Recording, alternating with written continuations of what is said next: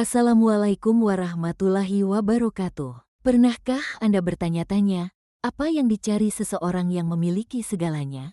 Mungkin jawabannya tersembunyi di tempat yang paling tak terduga.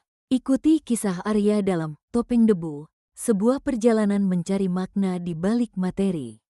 Cerita ini hanyalah fiktif belaka, semua nama yang disebut hanyalah kiasan. Arya, pria paruh baya, seorang miliarder yang menyamar sebagai pria miskin. Penampilannya lusuh, namun matanya menyimpan kecerdasan. Lia, wanita muda yang bekerja di warung makan sederhana, berhati tulus dan pekerja keras. Pak Jono, pemilik warung makan, pria paruh baya yang ramah dan bijaksana. Reno, pengusaha muda yang ambisius dan cenderung meremehkan orang lain. Latar, sebuah warung makan sederhana di pinggir kota. INT, warung makan sederhana, siang. Suasana warung makan ramai oleh pekerja dan warga sekitar. Lia, 20-an, dengan cekatan melayani pembeli. Pak Jono, 50-an, pemilik warung, sesekali membantu. Di sudut warung, duduk seorang pria berpakaian lusuh, Arya, 40-an. Penampilannya jauh dari kesan berada, namun ia mengamati sekeliling dengan tatapan tajam. Ia memesan nasi dan telur ceplok. Lia mengantarkan pesanan Arya. Lia, ini, Pak, selamat makan. Arya, terima kasih, Duk. Arya makan dengan lahap, sesekali memperhatikan interaksi antara Lia dan Pak Jono dengan para pelanggan. Ia melihat ketulusan dan kerja keras mereka. Tiba-tiba, Reno, 30-an, seorang pria berpakaian necis, masuk ke warung dengan wajah masam. Reno, Pak Jono, saya mau pesan nasi goreng spesial. Cepat ya, saya lagi buru-buru. Pak Jono, baik, Mas Reno, sebentar ya. Lia, tolong buatkan nasi goreng spesial. Lia segera menyiapkan pesanan Reno. Sementara menunggu, Reno melihat Arya dengan pandangan merendahkan. Reno berbisik kepada temannya yang ikut. Ini warung kok masih aja ada gembel kayak gini. Bikin selera makan hilang aja. Arya pura-pura tidak mendengar, namun raut wajahnya sedikit berubah. Lia yang mendengar ucapan Reno, merasa tidak enak. Lia, ini nasi gorengnya, Mas. Selamat menikmati. Reno menerima pesanan dengan ketus, tanpa mengucapkan terima kasih. Setelah Reno pergi, Lia menghampiri Arya. Lia, maaf ya, Pak, atas ucapan Mas Reno tadi. Jangan diambil hati. Arya tersenyum tipis. Tidak apa-apa, Duk. Orang hidup memang macam-macam. Kamu baik sekali. Malam hari di warung sudah sepi. Lia sedang membereskan sisa makanan. Arya masih duduk di mejanya, menghitung koin receh. Pak Jono menghampirinya. Pak Jono, sudah malam, Pak. Mau tambah apa lagi? Arya, tidak, Pak. Terima kasih. Ini uangnya. Menyerahkan beberapa koin. Maaf cuma segini. Pak Jono, tidak apa-apa, Pak. Yang penting sudah mampir. Bapak sering kesini ya? Arya, iya, Pak.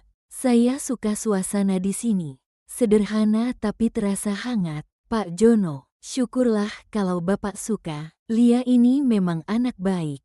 Dia sudah seperti anak saya sendiri. Arya menatap Lia yang sedang menyapu lantai dengan penuh perhatian. Arya, dia memang terlihat tulus. Di kantor Arya, beberapa minggu kemudian, kita melihat Arya dalam balutan jas mahal, duduk di kursi mewah di kantornya yang megah.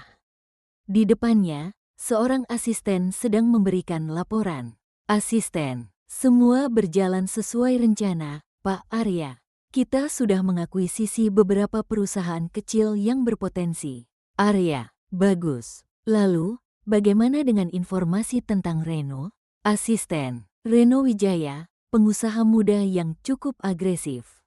Beberapa kali melakukan praktik bisnis yang kurang etis untuk memenangkan tender. Arya mengangguk-angguk. Ingatannya kembali pada kejadian di warung makan. Di warung makan sederhana, siang. Suasana warung seperti biasa. Arya kembali datang dengan penampilan lusuhnya. Lia menyambutnya dengan ramah. Lia, selamat siang, Pak. Mau pesan apa hari ini? Arya, nasi dan telur lagi, Duk. Seperti biasa, saat Lia sedang menyiapkan pesanan, Reno datang dengan wajah kesal. Reno, Pak Jono, saya mau bicara. Kenapa perusahaan saya tiba-tiba kehilangan beberapa proyek besar?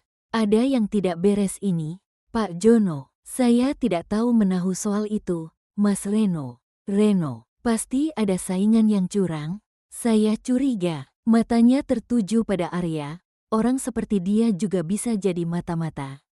Lia membela Arya. Lia, jangan bicara sembarangan, Mas Reno. Bapak ini pelanggan setia di sini dan tidak mungkin melakukan hal seperti itu. Arya berdiri dengan tenang. Anda menuduh saya? Apa buktinya? Reno, penampilan Anda saja sudah mencurigakan. Pasti Anda orang suruhan pesaing saya. Tiba-tiba, beberapa pria berpakaian rapi masuk ke dalam warung. Mereka menghampiri Arya. Pria satu, maaf mengganggu, Bapak Arya. Kami dari kantor. Ada panggilan penting. Reno dan Pak Jono terkejut melihat kedatangan orang-orang itu. Arya tersenyum tipis. Arya menatap Reno. Terkadang, penampilan bisa menipu, bukan begitu, Tuan Reno? Arya kemudian berjalan keluar warung bersama para pria itu, meninggalkan Reno yang ternganga dan Lia serta Pak Jono yang kebingungan.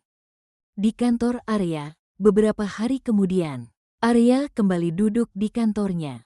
Di depannya, Reno duduk dengan wajah pucat dan penuh penyesalan. Arya, saya tidak suka dengan orang yang meremehkan orang lain hanya karena penampilannya. Saya juga tidak suka dengan praktik bisnis yang tidak jujur. Reno, maafkan saya, Pak Arya. Saya tidak tahu kalau Bapak. Arya, saya ingin melihat siapa orang-orang yang tulus dan pekerja keras di luar sana. Dan saya menemukan mereka di warung sederhana itu. Lia dan Pak Jono adalah orang baik. Saya tidak akan membiarkan orang seperti Anda mengganggu mereka. Reno, saya mengerti, Pak. Saya sangat menyesal. Apa yang bisa saya lakukan untuk menebus kesalahan saya? Arya, belajarlah untuk menghargai orang lain, siapapun mereka.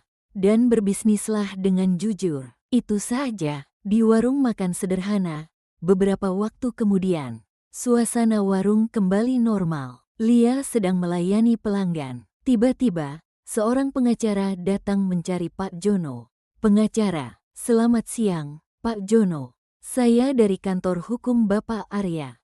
Beliau ingin menyampaikan sesuatu. Pengacara itu menyerahkan sebuah amplop tebal kepada Pak Jono. Lia dan Pak Jono saling pandang dengan bingung. Setelah dibuka, mereka terkejut melihat surat kepemilikan sebuah ruko baru dan sejumlah uang. Surat, VO. Untuk Pak Jono dan Lia, terima kasih atas kebaikan dan ketulusan kalian. Semoga ini bisa membantu mengembangkan usaha kalian. Hormat saya, Arya. Lia dan Pak Jono tersenyum haru. Mereka tidak menyangka kebaikan kecil mereka akan dibalas dengan rezeki yang begitu besar. Arya, dari kejauhan, sesekali melihat warung makan sederhana itu. Ia tersenyum melihat Lia dan Pak Jono yang semakin sukses dengan warung makan mereka yang baru. Baginya, kebahagiaan sejati bukan hanya tentang kekayaan, tetapi juga tentang melihat kebaikan tumbuh dan berkembang di dunia ini. Topeng debu yang sempat ia kenakan telah membawanya pada pelajaran berharga tentang arti ketulusan dan kerendahan hati. Selesai.